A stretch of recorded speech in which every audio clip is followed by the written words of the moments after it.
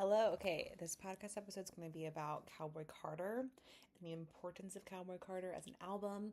A lot of this is going to be based off of a review I wrote of the album back in April of 2024, shortly after it came out. I just feel like it's relevant now to talk about because obviously it won the Grammy for Album of the Year, long overdue for Beyoncé to win that award. And obviously there are a lot of critiques about this album. Many of them I don't personally feel are valid, but that's okay. But I just want to talk about why I think it's such a brilliant album. Okay, so at the beginning of Spaghetti, which is Cowboy Carter's 12th track, Linda Martell teases, genres are a funny little concept, aren't they? And that's one of the overall arching themes of this album is exploring genre, where genre comes from. Are genres obsolete? Do they even matter anymore?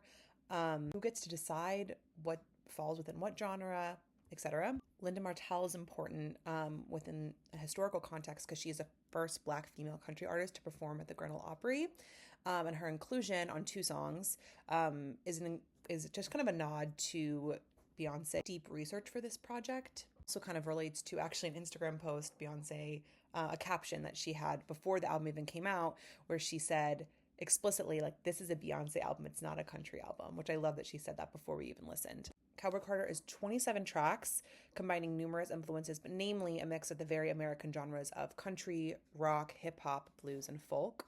And the album includes interludes by country icons such as Dolly Parton and Willie Nelson, who kind of act, those two particularly, kind of act as a way of legitimizing Beyoncé to a white country audience. So, and we'll get to this more in depth later, but the country genre industry really has not been very welcoming to Beyoncé. So I think having these two on her album is kind of like a fuck you to those people. There's also duets with Miley Cyrus, Post Malone, Willie Nelson, Shabuzi, and Beyoncé's daughter Rumi Carter. Black female country artists Tanner Adele, Brittany Spencer, Tara Kennedy, and Raina Roberts are featured on the cover of the Beatles' Blackbird. Now, because Beyoncé is from Houston, she's a Texas girl, I feel like she probably was always going to do a country album. She's famously someone who kind of skips around between genres, has tried to look a little bit of everything. But she said in an Instagram post prior to this album, this quote, "It was born out of an experience that I had years ago where I did not feel welcomed, and it was very clear that I was not. But because of that experience, I did a deeper dive into the history of country music and studied our rich musical archive." Very likely this incident in question is when Beyoncé performed at the 2016 CMAs with the Chicks. She gave the show their most viewed 15 minutes ever up until that point, but she received horrific racist vitriol as a reaction to that performance. Obviously, the country industry has a lot of their own issues, and that's a whole nother topic. But according to the Chicks lead singer Natalie Maines in a 2020 interview with Howard Stern, the CMAs chose to give into pressure and remove their performance online, which they later re-uploaded. If you haven't seen that performance, Daddy Lessons live at the CMAs 2016, it's an incredible performance. I love that song so much. But if Virgos are anything, and Beyoncé is very famously a Virgo, they're petty perfectionists, and I just thank God for that, because like all of the things that's what's so amazing about great artists is that like whatever gets thrown at them, they're able to alchemize into great art. And that's exactly what Beyoncé did here. First on the cover of the album is reportedly a Lipizzaner. Hopefully I'm saying that right. But it's a horse that is born black and gradually turns white over time, which is a visual metaphor for country music's gentrification. Do you find it interesting that two of the white collaborators on the album, Miley Cyrus and Post Malone, are artists that have previously been accused of cultural appropriation in their own work? And I'm wondering if this is kind of another reference to Beyoncé saying that genres are obsolete, or if like also these are just both incredibly talented artists. Maybe she just wanted to work with them, and that's just kind of a coincidence, but I found that interesting. Dance, which is co-written by Ray, who's an incredible artist in her own right and was actually nominated for in the Best New Artist category at this most recent Grammys. It's a fun little, it's kind of like an Irish jig vibe. And Beyoncé apparently uses her nails as an instrument on the track, which is a nod to Dolly Parton doing the same thing on 9 to 5. To Most Wanted, which is a Miley collaboration, which actually also won a Grammy, interlopes with Fleetwood Mac's Landslide. Requiem, which is the first song in the album, feels very Buffalo Springfield-esque, and I believe that they are credited as writers on the track. And this is where a song where Beyoncé explicitly addresses criticism that she's not country enough, citing her roots, her family's roots in Louisiana, Alabama, and Texas, and asks, if that ain't country, tell me what is. Yeah is an absolute feat of a song. And it's a sonic journey introduced as a rodeo chitlin circuit, which were venues where Black people were allowed to perform during the segregation era. And that includes samples, including Nancy Sinatra's These Boots Are Made for Walkin', the Beach Boys' Good Vibrations, and Love is Strange by Mickey and Sylvia. The song references the racial wage gap, Fannie Mae, and Faith, and it feels like a Tina Turner tribute. And it's a song I'm most excited to hear live. Beyonce's going to be in DC on July 4th, which is like one of the few things that can make me feel patriotic. So very much looking forward to that. I saw a tweet that said Sweet Honey Buckin is Pure Honey's country-ish cousin, which I love. And sprinkled with the line where Beyonce explicitly talks about not winning Album of the Year. And says, take that shit on the chin, come back and fuck up the pen, which is actually what she captioned her Instagram after she won Album of the Year for this album, which I love. It was all planned. But basically just within this album, Beyonce reminds us that she's American too, she's country too. And this album pays homage to her Southern country roots, and is a studied and implemented American album, and a crafted response to this disrespect of the country music industry. And I just think it spawns so many fascinating conversations, in my opinion, because if you listen to a lot of modern country, a lot of it is very, very pop focused, or just feels very pop, or a lot of it feels very folk, or just like a lot of it, feels like many other genres that are not explicitly country. And I think a lot of what defines what is country to that industry is mostly just being white and male. The country music industry has a huge racial, or just issue with racism and issues with misogyny. If anyone remembers the Saladgate thing that happened a bit ago. And so then they have a lot of their best female country artists, like people that I love, like Casey Musgraves and Maren Morris, kind of, distancing themselves from the industry because of just their standpoints on various things. And I think it also feeds into a broader American culture war that we're seeing. And I just think it's a shame that Beyonce wasn't, specifically within the CMAs, wasn't acknowledged at all for this album. And of course, she won the Grammy for Album of the Year. That was huge, really, really exciting moment.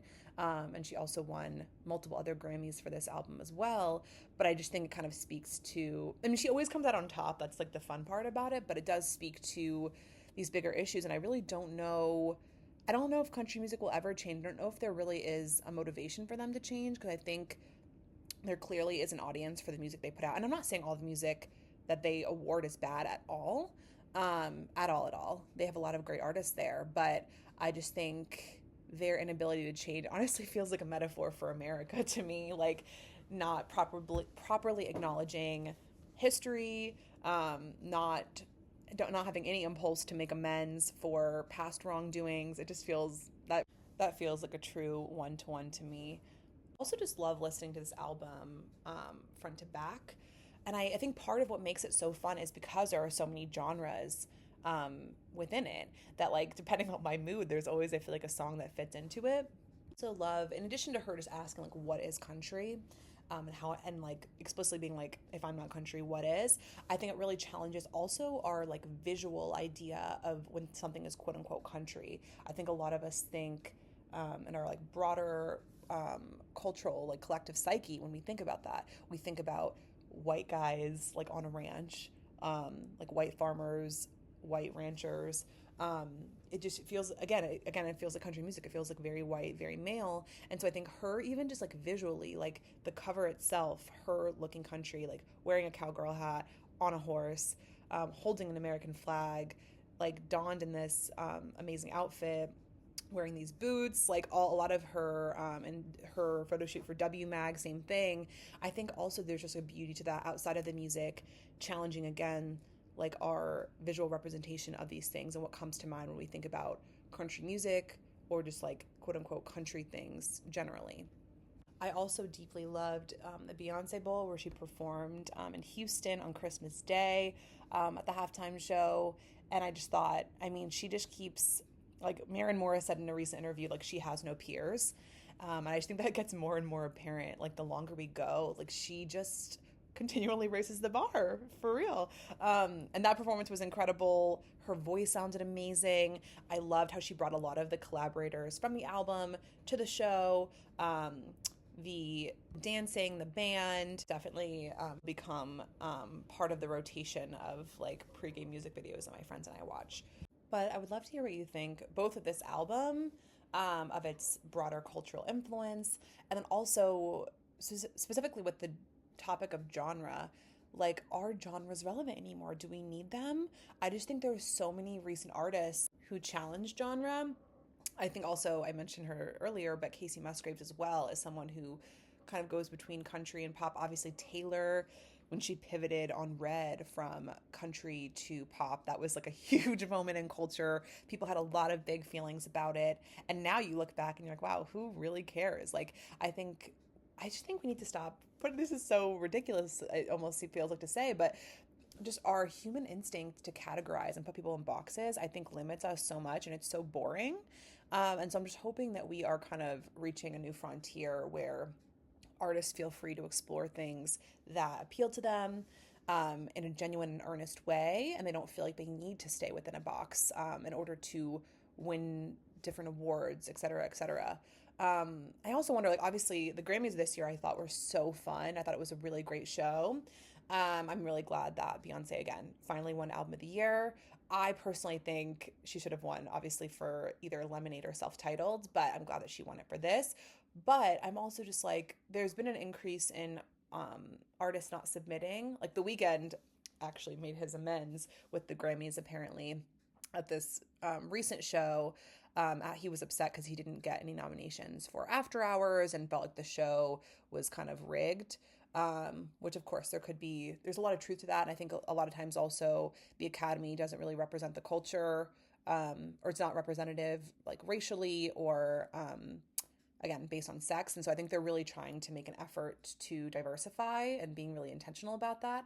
But I also am just wondering, and I think Zach Bryan, I don't know what his deal is, why he didn't submit, but I'm wondering if, like, going forward as well, artists will just be validated in different ways, like whether that be by themselves, by their fan bases, by like the connections they make with people through their art rather than winning these prestigious awards. So I'm just kind of curious the future of, and the Oscars as well. I'm curious about the future of award shows. Again, I think the Grammys having a really great year this year and being a really fun show, a show that brought people together, unified people around, donations for the LA fires, bringing the LA community together around the like Quincy Jones tribute was beautiful. Again, The Weeknd coming back, performing, making amends with them. I think it was like unity was the theme of it for sure. The performances were excellent across the board. Standouts to me, I feel like Chapel's was amazing. I think I loved the Best New Artist medley in general. I thought Doechii in particular, her performance like blew me away. I think Billy's was really beautiful as a tribute to LA, and like looking like a canyon and having her baby pictures and Phineas's baby pictures. I thought it was really special. I thought Charlie's at the end was so much fun and just like so authentic to her. So yeah, this just kind of turned into a Grammys chat, which is fine. But I'm just kind of curious about the future of award shows, and I wonder if like truly the Grammys having a good year made us have more faith in the award shows going forward. I think if it went a different way, I think there would be a lot more questions and conversations about the validity of them. I'm also really curious this year. People feel that way, I think, too, with the Oscars, with some recent wins, and then even this year with Amelia Perez winning or like getting many nominations and also winning a lot of the Golden Globes, which a lot of people have many issues with that movie. I haven't seen it. I do want to see it. But I think Mexicans hate that movie. I think trans people and the gay community hate that movie. It just feels like a movie that was like, okay, how can we check off all of these things that are like kind of hot button things in culture and try to make a movie around that, as opposed to actually making a movie that feels like it comes from like a storied, lived place. And so I think people are upset that it has so many nominations when apparently it's not good. Again, I haven't seen it. Who knows? But I think if they win many Oscars for that movie, people might be upset about that as well. And again, be like, wait, what are we even doing here? Like, are we just giving this an award because it checks certain boxes? Or are we actually trying to give an award for like, again, thought out, beautiful, like art that comes from a genuine place? So anyway, this just turned into a different chat, but that's kind of my little spiel about why I think Cowboy Carter is an incredible album. Didn't go that deep, but I just wanted to share that. And then also a little bit of a Grammys chat. I'm curious, maybe we'll do an Oscars recap and check in after that. I'm trying to see as many movies as I can. This week I saw The Substance finally, which I did love actually. I think going in knowing that it was like kind of camp and super body horror made me enjoy it. I think maybe if I went in, like maybe if I saw it initially when it first came out, I don't know how I would have felt about it, but I really enjoyed it. And then I also saw last night I'm Still Here, which I thought was incredible. Really, really moving story about Brazil during their military dictatorship, and basically that's impact on a specific family.